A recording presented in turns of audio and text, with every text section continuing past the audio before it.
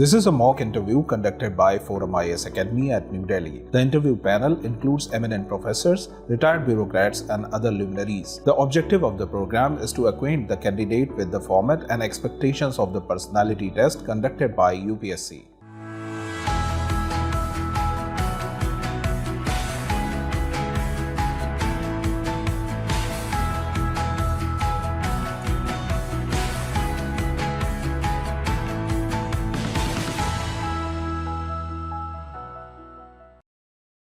May I come in, sir? Yeah, please. Good afternoon, sir. Good afternoon, ma'am. Please sit down. Good afternoon, sir. Please sit down. Thank you, sir. Pankaj Soni, Ji, sir. you are from Rajasthan Yes, sir. and you have worked for Indian Oil Corporation. Yes, sir. Still working? Yes, sir. Recently, the government has given some tax exemptions to the middle class. Yes, sir. As a chartered accountant, how wise this step is? What are its implications? Sir, recent government provided exemption up to income of 12 lakh rupees. It lead to the revenue foregone of around 1 lakh crore rupees. As a chartered accountant, I feel that it will help around 1 crore income tax filers will now does not have to pay any tax. Mm-hmm. So for as an individual, it is a good step.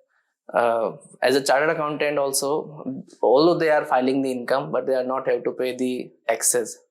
So although it is a conscious effort given by the government, because the salary class which is paying the taxes in their idle ground, because they are not having any options other to invest their money. So giving them tax exemption will enhance the consumption and the investment in the economy. Will it enhance consumption? Because if they have depleted their savings earlier, they'll try to save it first and then consume. Definitely, sir, it is up to the consumers to whether it is consume or to save. No, it's a common sense. Suppose I had 10 lakh rupees for emergencies and I spent everything because the income was low. So if I get additional money, I would like to again at least replenish my 10 lakhs and then only consume, isn't it? Definitely, sir. But if it is the save in the market which is having potential to generate economic growth, then it also incentivizes the economy, because so that means investment has to be incentivized side by side. Yes, sir. And what has been done for incentivizing investment? Sir, for incentivizing investment, there is no such direct government policy to provide the incentives for the investments. Then how can you claim that it will be resulting in investment? All the dividends are being taxed. There is no relaxation on that. Then Capital gain is also. FD is income already taxable, interest is taxable, and basically I don't see any reason why anybody should be investing. Yes, sir, but it's the wisdom of the government that they feel that giving the tax exemptions may lead to the increase in the consumption. Okay, so it is from consumers' point of view, income taxpayers' point of view. What about from the government point of view, government exchequer point of view? Sir, definitely it will impact the government exchequer, because it will lead to the loss, the revenue foregone of around 1 lakh crore rupees. And the impact is also seen that our current capex is at the level of the last year. So the government has compensated it with the reduction in the capital expenditure. So it impacted our capital spending in one say, we can say that. Okay, so capital expenditure, basically that will be offset by reducing capital expenditure. Okay, so capital expenditure, where it was going to go generally? Is it in roads, or what are the sectors where capital expenditure was going? So the major sector first is road and railways, roadways and the railways. Second, in the sector of energy sector, investment in the power plants and the refining capacities. And the third is the development of the physical infrastructure in the areas of health, education and all. So don't you think that this is the health, education and other things will be harming. Because road people will take their share of money. They have got lobbies. Poor health and education, these sectors will suffer. Definitely, sir. In economics, there always the situation of the trade-off that government has to ensure. At one end, they also need to give attention to the individuals who are giving the taxes. On the other hand, it is the government expenditure on the capital expenditure which will hamper in the current scenario. They say that this investment of public sector undertakings will also be accelerated to raise resources, isn't it? Since you work in Indian Oil, is there any move to disinvest Indian Oil? Sir, currently there is no move for the Indian Oil, but there is some other oil company which is under the pipeline. That is the BPCL, which is under the pipeline. For the Indian Oil, there is no such government. Have they achieved the target, or they've been completely left out? So currently, government is not able to disinvestment from the BPCL because there is no. That's what I'm saying. Because there is a department of disinvestment in the government of India. Yes, sir. And that being so, they must have fixed some target for every corporation. Yes, sir. So have they fixed any target for Indian Oil, which has been achieved, and that is why there is no further target, or it has been exempted? So I'm not aware about this. You're not aware. So what is the problem in BPCL disinvestment? First of all, they say there is a agitation by the people in the areas of BPCL refineries because it is perceived that it will impact their employment. Second, the BPCL is a large corporations and the private sector is not so enthusiastic to acquire the BPCL currently because it is a large value. It's going around more than 50,000 crore.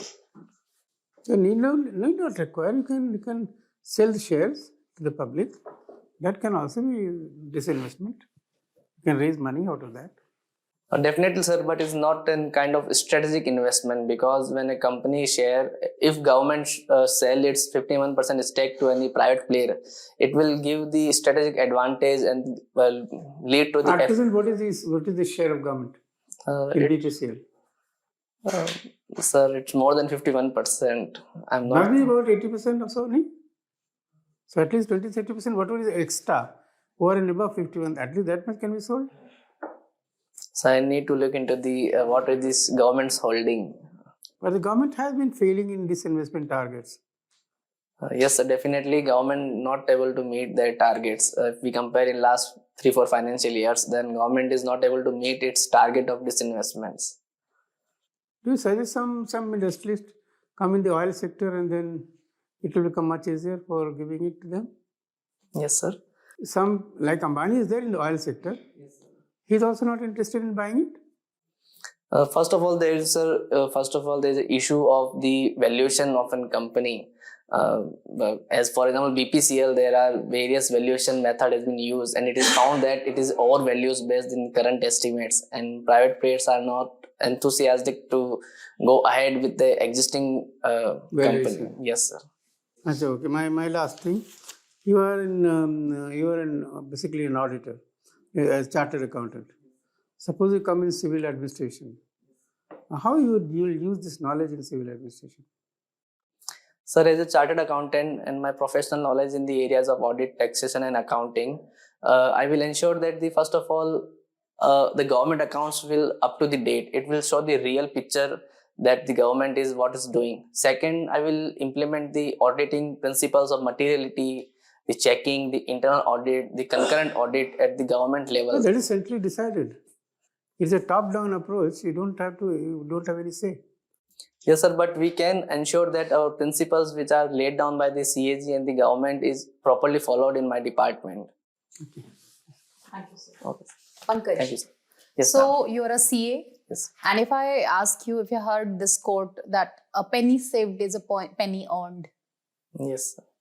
Okay. So what investment advice you would give to the young India when you know that India's pocket is growing and they're spending on different brands, hefty and huge brands? So what would be your investment suggestions to them? Sir, ma'am, first of all, I will advise them to invest in Indian companies because I feel that Indian companies has a huge potential to expand their businesses.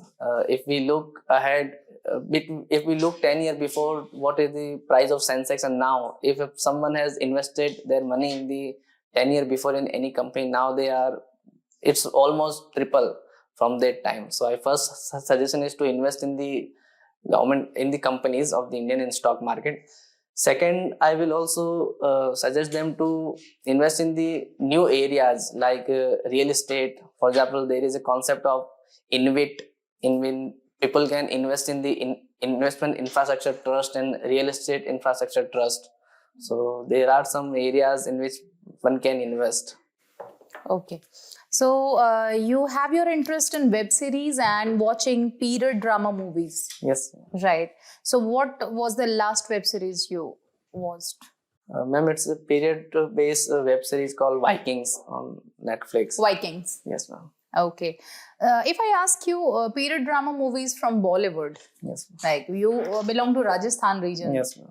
And there was this issue with the Padmavati movie. Yes, ma'am. Okay. So do you think they distort the history?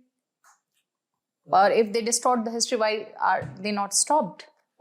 Ma'am, we cannot say that it distort the history because period movies are based on certain aspect or based on certain written scripts of any scholar. So the Padmavat movie is based on some manuscript of Padmavat written by the Malik Muhammad Jaisi. So we cannot say that it is distorting of history. It is just for the entertainment purpose and the freedom of expression of a director. It is up to the individual that we gather the other knowledge from the other Then area. why it was an issue that Karni Sena and all, like why? Ma'am, it perceived that it impact their what called social and cultural values. So it is Do the you class. think, is it anyway hampering their social and cultural values?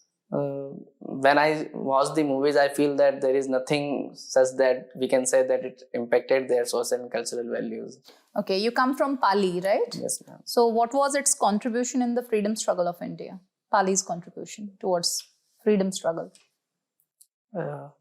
Ma'am, Pali comes into the Jodhpur princely state, and in Pali areas there is a Prajamandal group active that point of time, which has raised their voice against the princely state and their incorporation into the India. So it is the contribution of that movement that Jodhpur become part of Rajasthan. Okay, thank Okay, you. Over to you, sir. Just Pankaj, just you are the assistant manager finance and you have been working from 6 years and your salary is 70,000. I think it is wrong. Sir, it's basic 70,000. Okay. Again, coming back to your public sector undertakings. Yes. And the prestigious, IOCL is a very prestigious PSU of the government, especially in the energy sector. Yes, sir. It's Maharatna? Yes, sir. What is the classification of Maharatna, Navaratna, Miniratna? How they are classified? Sir, for Maharatna, there should be a turnover of around 25,000 crore. The criteria laid by the government. For their net worth should be more than 10,000 crore and their profit should be more than 5,000 crore for the 3 financial years. What is the difference between the turnover and the net worth? So turnover refer to the sales by any company and the net worth refer to the value of their share capital, reserve and surplus. Sorry, value of the? Share capital and reserve and surplus. It refers to their... So what is the share price of this, your company? So I'm not aware of the exact value, but it is around 120. 120 rupees, IOCL. What is the shareholding of the government in IOCL? Sir, it's 51%. 51%. Rest 49% they have. Some in hands of ONGC and the other in hands of public and some public institution like LIC. So you have invested in your stock? Not yet, sir. Okay. So coming again to the PSUs. Yes. See, there are a lot of inefficiencies in PSUs because they are not accountable directly to the parliament, right? Lot of inefficiencies, lot of misdeeds happen on a regular basis. Coming back to your organization, IOCL, what do you find? Since you are working as assistant manager, what do you find this could have been in this way? Because most of the things, it's a very flexible organization. PSUs are very flexible, unlike the departments or in the ministries, right? So they can do anything. They can, CMD is empowered to many things. Beyond certain thing, board will take the decision, right? So what are the inefficiencies? Can you name any three? Sir, in first case, in case of inefficiency, one can say that our GRM is lower than the private sector GRM. Our operational efficiency, if we compare with the Reliance, then our company is earning less. So, What is the revenue of your company? so it's 8.5 lakh crore, but our profit is just around, for last financial, it is around 40,000 crore. At the same time, Reliance has more than double our GRM. So in case we say that our GRM is not up to the private level because due to some inefficiency and some structural constraint by the public, on the public sector by the government. What is the regulations. employee strength of your organization? So it's more than 36,000 employees, permanent employees in the company. Any more inefficiencies? Only that one? Yes, sir. If we compare with the employer ratio, our companies employ more number of employees than the comparative firms, if we call that. For example, Reliance, they have 60 TPA refinery running on just 3,000 people. And we have 70 TPA refinery with 8,000 people. So there is a... So you mean to say you need to cut down staff strength, huh? Sir, it depends on the working culture because Reliance have some different style of working and Indian Oil have certain... We have a small refineries at various areas, and for various areas we need some basic minimum manpower to handle the operations. But it's not in case of Reliance because they have the one single large complex in one location only. So it's provide them the economies of scale. Okay. I will ask one last question to you. Yes. Stock market, Indian stock market. Do you follow Indian stock market? Yes, sir. What is the Sensex right now? At what is the number? 25,000, 26,000? No, Where it is? 76. 27,000. Huh? Sensex. Sensex. It is 76. 76,000. Yes. Okay. So if you see the stock markets, there is one trend has been observed that even though the financials may not be good for the company, but the listing price is very high. Why such things are happening? Can it amount to a fraud? No, sir. The price of a stock is derived from the future potential. There are various companies which are loss making where their prices are. That is what I am asking. Is it not amount to a fraud? No, sir. It's not amounting to fraud because it's a basic economic concept that we invest in the future potential of a corporation, not because of its current status. There are various examples like Zomato. It is in loss making for the various years, but its stock traded above its basic price or on premium 2-3 times. But in the case of Paytm, you might have seen Yes, sir. that Paytm has fallen like anything stocks. Yes, sir. But people have invested because it's maybe future may be good. So people are losing money, especially retail investors, right? Definitely, sir, because sometimes companies are not meeting the expectations and the price may fall down because in Paytm's domain, there are various competitors have arrived after the Paytm like Google Pay, Phone Pay and the various government's own initiatives of UPI. So all these lead to the reduce in its earning potentials and this will lead to the also reflected in its stock market prices. Okay. So Pankaj, how are you? Good, sir. Fine. Okay. When we talk about Rajasthan, that state is doing well in terms of renewable energy, particularly solar energy. What is the reason behind this? Sir, first of all, there's solar isolation that Rajasthan receive. Solar? Isolation. Insolation. Sorry. Solar insolation that Rajasthan receive is comparatively more from the other part of the India. Second, it has a large land which and the uninhabitable land which provide the opportunity for the large solar projects like Badala in the areas of Jodhpur. It's the largest solar project in the India. So why is wind energy not very much focused in Rajasthan or even in India?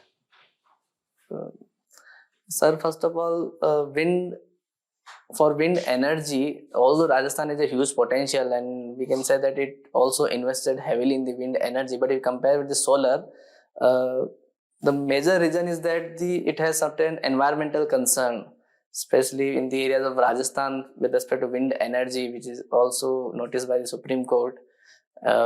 Second is that for wind turbine, there is need a huge investment for the setup of a wind turbine in areas of far-flung Rajasthan, and it's connected to the grid.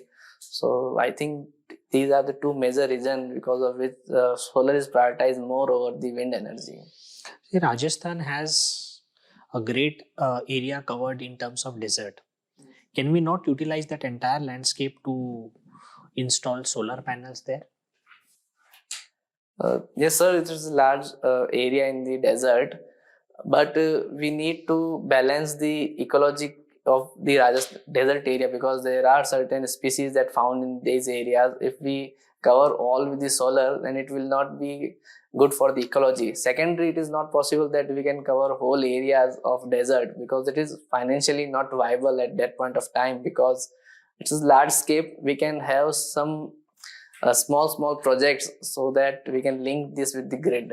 We can have a solar mega park there. Yes, sir, we have.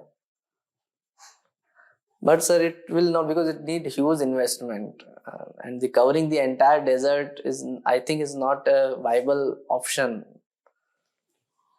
Okay. What are the key principles of taxation? First of all, it should be the progressive in nature, that it should be tax more for the more income and less for the less income, which is the main principle on this taxation rules. There are some basic 6-7 principles of taxation. Are you aware of them? No, sir. Please read about this. So you are interested into stock markets. You have sufficient knowledge, as asked by the honorable member. Which one is better? Suppose if I want to start an investment, should I go for stock markets or should I invest in mutual funds? Sir, directly going in stock market will not be beneficial if we have no sufficient knowledge about the particular company's prospect. We should go for the mutual fund, because it is investing with the help of the professionals which are engaged by the mutual fund companies. So I think for a layman or a public at large, mutual fund is the much more beneficial than the directly investing in a single stock. What is the difference between SIP and SWP?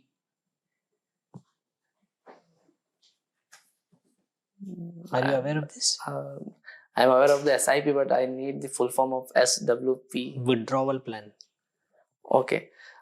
In SIP, it is an investment policy. For example, we can invest monthly a minimum amount that will lead to a corpus at the given end of time. In systematic withdrawal plan, we invest a lump sum amount, and what we say to the mutual fund company that we withdraw amount as a pension, just like we derive pension in the government sector. It will give a systematic. What happens to the remaining amount which is still there? Will that be freezed or will it be utilized as a compounding effect? In case of SIP, SWP? I need to Okay, read about. Thank you. Okay, thank you.